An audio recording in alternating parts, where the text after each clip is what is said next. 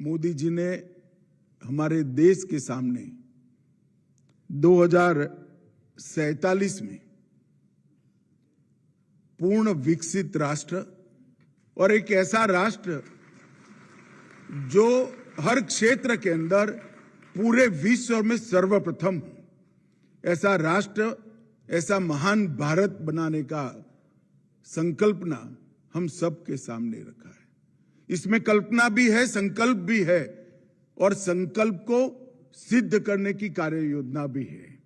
उन्होंने 5 बिंदु सबके सामने रखे। विकसित भारत का लक्ष्य, गुलामी के हर अंश से मुक्ति, अपनी विरासत पर गर्व, एकता और एकजुटता का भाव और नागरिकों में कर्तव्य की भावना का निर्माण। और मैं जब बारीकी से देख रहा था तो भारत विकास परिषद बहुत लंबे समय से ये 5 काम एक मूक सेवक की भांति कर रही है।